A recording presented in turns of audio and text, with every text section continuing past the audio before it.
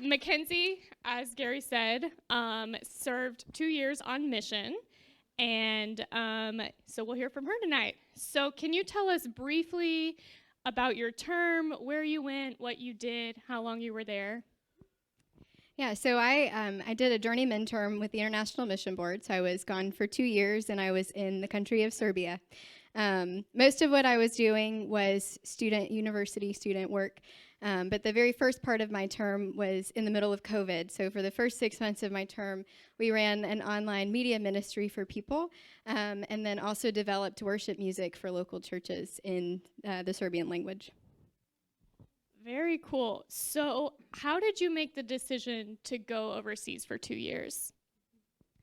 So the very first time I ever went overseas was actually through something like Go Now Missions. I applied and I ended up going on a trip to China for a whole entire summer.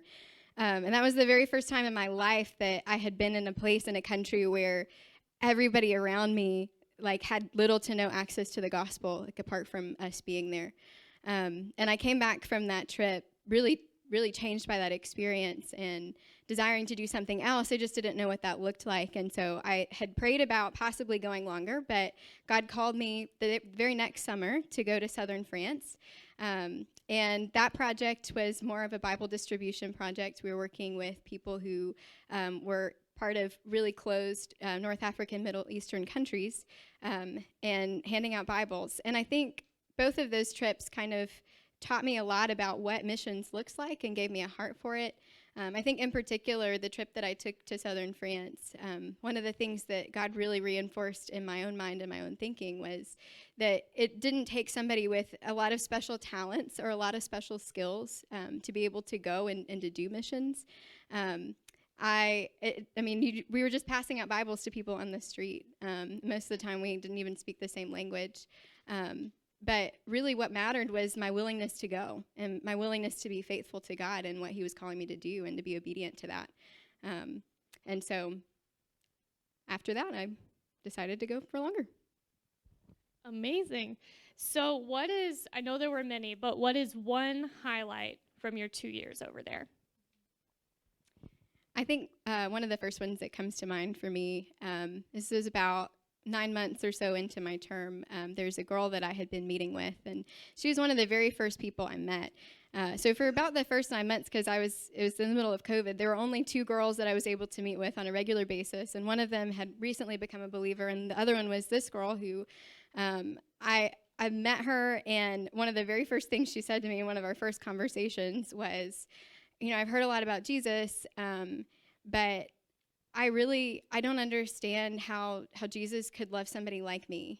And I don't understand why Jesus would want to die for me. I've heard all of this stuff, but I just don't get it. And because I don't really get it yet, I don't know that I want to believe.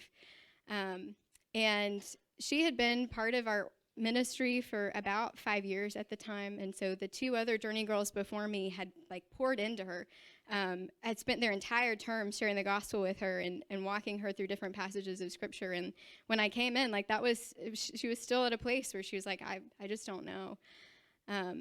And it wasn't anything that I said or that I did, but I just remember one day we were getting coffee and she looks up and she's like, I have to tell you, I was just at home the other day and it hit me that believing in Jesus and believing that he really loves me, that he really did die for me, it's just a matter of faith. And so I just decided that I was going to put my faith in Jesus because I believed that he was real and that he existed. And even though I might not fully comprehend it, I know that this is true.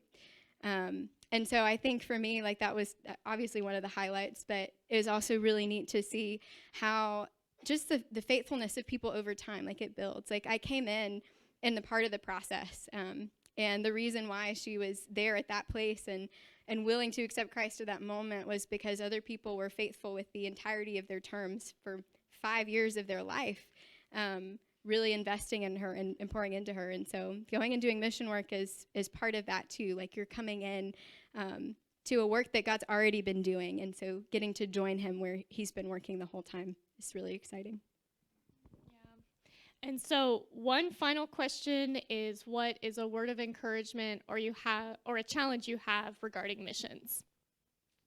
I would say my biggest challenge is go. Like, I know that's really simple, but really, like, and I really encourage you to apply to do Go Now missions or any other opportunities that you get. Like, go on a trip, even if it's local. Doesn't have to, your first trip over, like, doesn't have to be international. But I think that God teaches us so much about himself and about his mission when we're going on mission. And it's things that apply into our like normal everyday life. I think one of the things that mission trips really help us understand is that missions is not a trip that we take, it's a lifestyle that we live. And so if you guys can get that like now, like that's just so incredibly important, because that's the rest of our walk with Christ, is following him, is taking steps outside of our comfort zone, taking steps to see where he's working all around us, and being people with our eyes open to wherever he might be moving and paying attention to those things. And I think when we go on a mission trip, we're automatically in this like frame of mind that we're like, well, we're on a mission trip, so we've like, got to look for where God is, and like we've got to get out of our comfort zone. But like those things are things that we do in our regular everyday life as well. And so I just encourage you, apply for a trip. That's my best advice. Well, thanks so much, Mackenzie. Awesome.